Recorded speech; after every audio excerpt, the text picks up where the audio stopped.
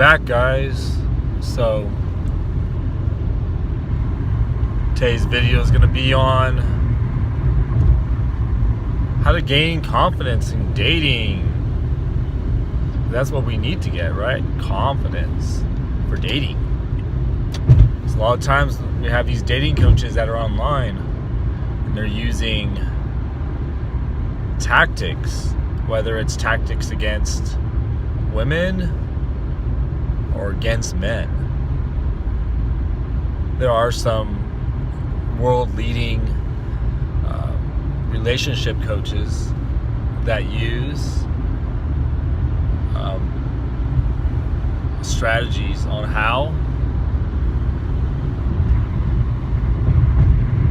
to help women to get guys.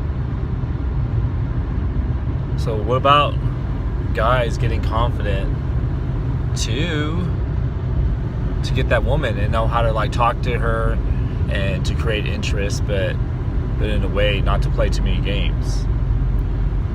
We want to respond to those games that women are playing, whether it's that we pull back, send a text message, wait a few days, wait a few hours, respond right away. There's so many techniques. Respond right away would be to make the guy think that pretty much that you're into him a lot, like making him second guess and overthink.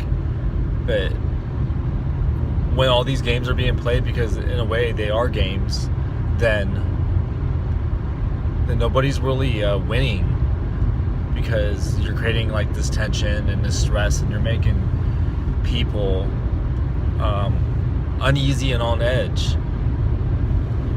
And there's a better way to really build interest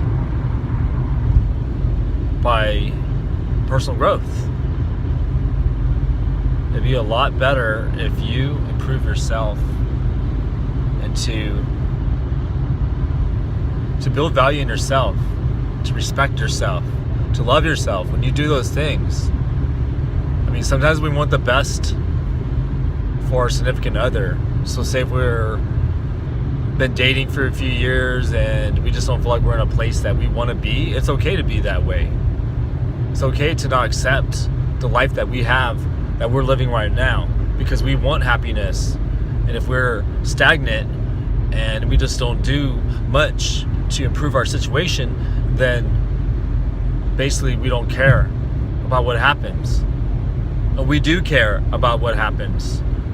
So we're always going to be competitive to get what we want, because ultimately we can't take care of our significant other if we're not in the best position possible.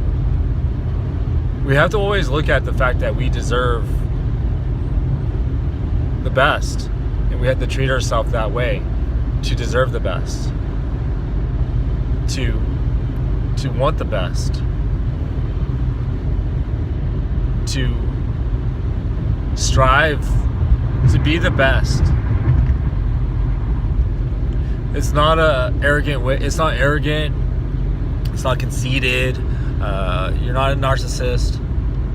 If you want the best, if you want to look your best, you want to, have the best job, you want that best life, better life, then do it.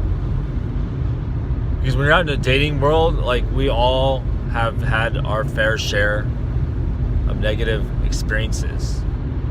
We have all, trust me, we have all struggled. Some people are more experienced than others. Some are more experienced with sex, the one that we build anticipation up toward. Some do it the first night, and some wait. Some wait because they worry. They worry whether they're gonna deliver. And if they don't deliver, then everything else falls apart from there, because some women say if that doesn't work, they don't have that sexual chemistry, then then you can't really build from there. Because some women put a lot of emphasis on, is he gonna like really satisfy me? Because there's only so many times that you can say, like, I'll do better next time. I promise, I'll do better next time. Before they decide that they want something else. Something else. So we have to be on our game plan. We have to know that we, men, can satisfy our women. Exercise. Watch your health, like in your diet. Eat right. Don't stress as much. Don't overthink. And be confident in the bedroom. There's websites like Everyday Health that talk about it. Like, get that download feed. The download feed of how to stay healthy. Just really focus on that area, because if you're gonna love a woman, you want to love them in all areas. Because if you know you're lacking in the bedroom, then definitely get up to par on that. And then do things that will make it more exciting. Because if you're in a relationship and you think that because you have that person, you have that girl, and you're like, nah, I have that girl, she's gonna be happy. Don't think that, because if you start failing in the bedroom, then you're gonna fail her. If you don't got a good job, work towards getting a good job. Because sometimes women like to tell their friends that you work somewhere cool, like you have a cool job. It's not that we worry about what women think of our status and our money and what we have achieved and all that other stuff. Like, of course we'd want them to focus on commitment, on loyalty and on, you know, like the positive values.